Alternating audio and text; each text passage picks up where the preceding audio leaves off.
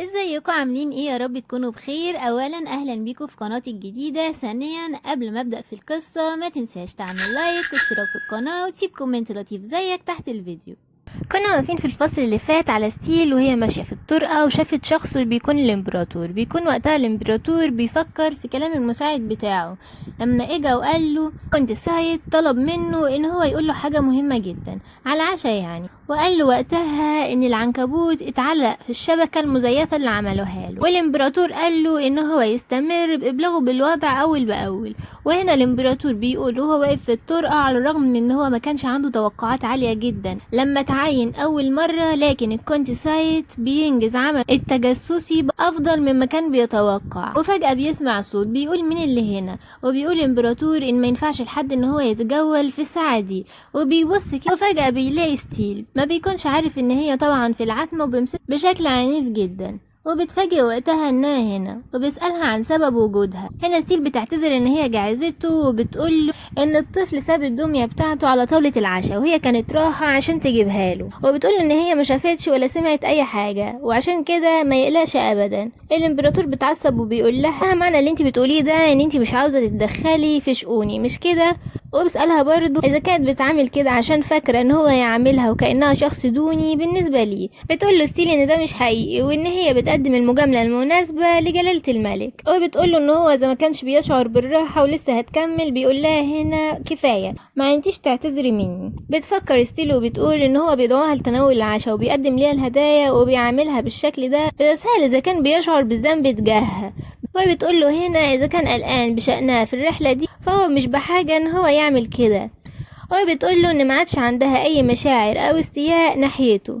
وبتكمل وتقول له ان الطفل بيستنى دلوقتي عشان كده هي هتمشي. بيبص عليها الامبراطور كده وهي ماشيه وبيفتكر وقت تعيينها ملكه للخريف لما لبسها التاج اللي من الورد، وافتكر ان التاج ده وقتها كان معكوك دم جدا من الفريسه اللي هو اصطادها يعني، وبتضايق على اللي عمل. وعلى الرغم من ده ستيل وقتها كانت مبسوطه جدا انه بيلبسها التاج، وبيفتكر لما قال لها ان هو تعبان وقتها وبيمشي ويسيبها ونظراتها اللي اتغيرت، وبتضايق جدا وبتنقل بينا المشهد لستيل وهي بتقول سقط الخيط.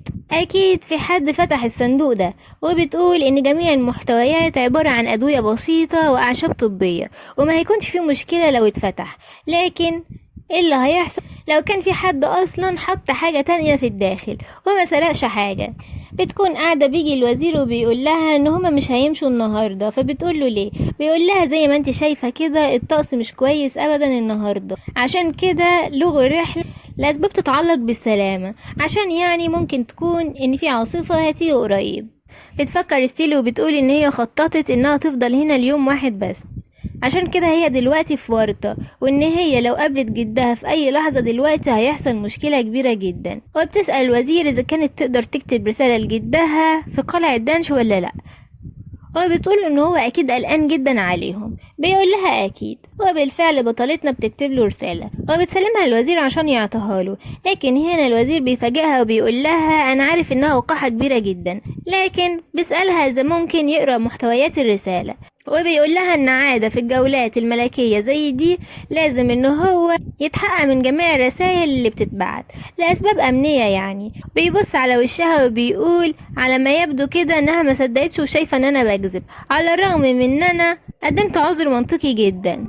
طبعا ستيل بالفعل ما بتكونش مصدقاه وعارفة انه شاكك فيها، عشان كده عاوز يقرا الرسالة وبتكون متوترة جدا، لكن في الحقيقة بتقوله ايوه تقدر تقرا الرسالة. وبالفعل بيبدأ يقرا فيها وبيقول ان هي مفيش اي حاجة فيها تثير الانتباه، هي بتتحدث حول العمل والتمنيات الحسنة بس. يكون محتوى الرسالة يا سادة هل تحسن صداعك المزمن، وان هي حاسة بالقلق عن مرضه وخايفة ان هو يزداد سوء في مكان ما يعرفوش، وبتقوله كمان ان هم في افضل حال عشان كده ما يرهقش تفكيره ويعتني بصحته.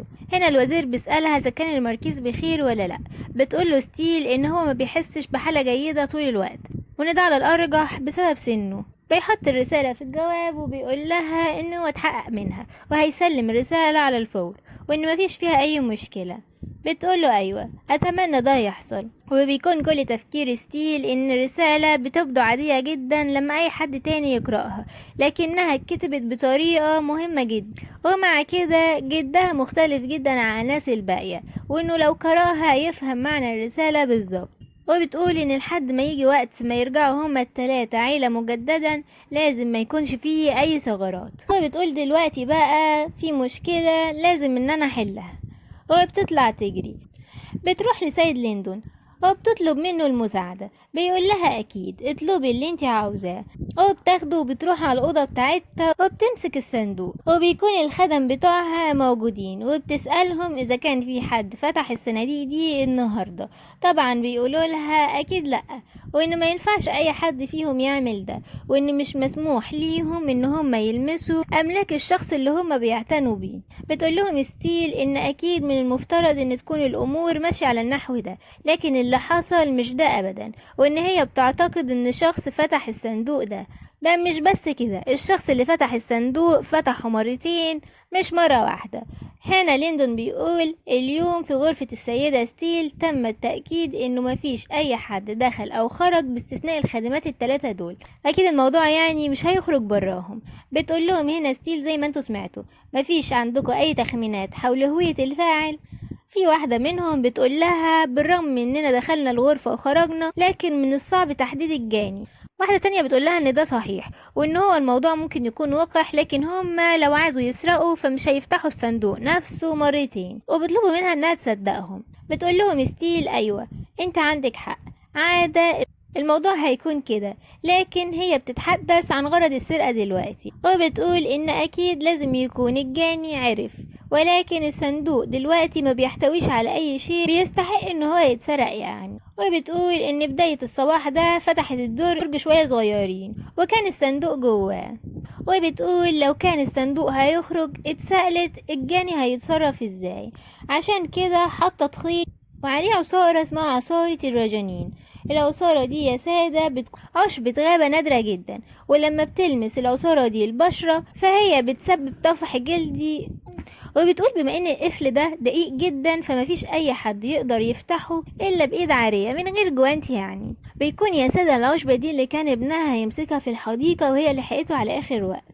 اسألهم هنا اذا كانوا عارفين بالمعلومة دي، فطبعا الخدم هنا بيبدأوا يتوتروا كلهم. بتطلب منهم وقتها ستيل ان هم كلهم يخرجوا ايديهم قدامها دلوقتي، وبالفعل بيعملوا كده وبتبدأ تبص على ايديهم. واحدة من الخدم بتوع على رجلها بتقول لها لا مش هوريكي ايدي. بتقول لها ستيل وريني ايدك بما اني لسه لطيفة معاكي لحد دلوقتي. بالفعل الخادمة بتوريها ايدها وبتبدأ تعيط وتقول لها اسفة سيدتي، بيكون يا جماعة فعلا ايدها فيها طفح جلدي شديد جدا. بتقول لها ستيل مين اللي طلب منك تعملي ده، وبتقول لها انها ممكن تكون على دراية بالفعل بما انها فتحته ان هو بيحتوي على حاجات طبية بس، عشان كده الحظ محلفكيش، وان الموضوع مش هيتبص على انه مجرد سرقة بسيطة، ولكن ممكن يتبص ليه كمان على انه محاولة تسمم. وبتبقى لسه بتقول سيد ليندون وهتقول له يعاقبها بالشكل المناسب. خادمة بتبدأ تعيط تاني وبتقول لها ان هي تتكلم وهتقولي الحقيقة، وبتقول لها ان اللي طلب منها تعمل كل ده هو السيدة مريان. طبعا هنا ليندون وستيل والخادمات بيروحوا للإمبراطور وبيطلبوا وجود مريان. هنا بتقول ان الكلام ده كله غير منطقي. بيقول ليندون ان ظهرت ادلة على ان الخادمة المذنبة تلقت اموال كبيرة جدا من السيدة مريان. ده مش بس كده، اعترفت الخادمة بتاعت السيدة مريان انها سلمت الخادمة التانية الفلوس. بتقول هنا مريان ان الكلام ده كله كذب، وانه ما ينفعش ان هم يصدقوا كلمات خادمة. وبتشاور على ستيل وبتقول انها متأكدة انها اكيد رشت الخادمات دول عشان يوقعوا بيها. بتبصلها ستيل وبتسألها ايه السبب اللي يخليها تعمل حاجة زي كده. الامبراطور بيكون قاعد ومصدوم جدا هو والوزير. بتبصلها هنا مريان وبتقول لها طيب قوليلي دلوقتي انتي ليه بتحتفظي بصندوق مشبوه، وبتقع بلسانها وبتقول ان كان كل ده بسبب سلامة جلالة الامبراطور. هو بتقول الامبراطور ان المرأة اللي بتحاول الاقتراب منك دي عندها صندوق مليء بالاعشاب والكواريك والحاجات الطبية، وبتقولي ان اكيد عندها مؤامرة كبيرة جدا. هنا الامبراطور بيفاجئها وبيقول لها معنى كلامك ده ان انتي فعلا بحثتي جوه الصندوق، وده شيء غريب جدا. وبيقول لها من امتى اصبحت مسؤولية سلامة قلعتي تقع على الاميرة مريان. بتقول له هنا مريان ان هي كانت قلقانة فحسب. فعلا الحراس بيبدأوا يقولوا ان الموضوع مريب بعض الشيء، وان الصيادلة مش حاجة شائعة في الامبراطورية، فايه السبب اللي يخليها بتحتوي على اعشاب طبية كبيرة جدا؟ وده فعلا ممكن يكون شيء خطير، وممكن تكون بتخطط لحاجة. ويبدأ الكل يبص لستيل بنظرة شك. يا ترى الامبراطور هيشك في ستيل ولا ستيل هيكون عندها تبريرات منطقية؟ ده اللي هنعرفه من خلال الفصل الجاي. ما تنسوش تعملوا لايك واشتراك في القناة وتسيبوا كومنت لطيف زيكم تحت الفيديو عشان ده بيفرق جدا جدا.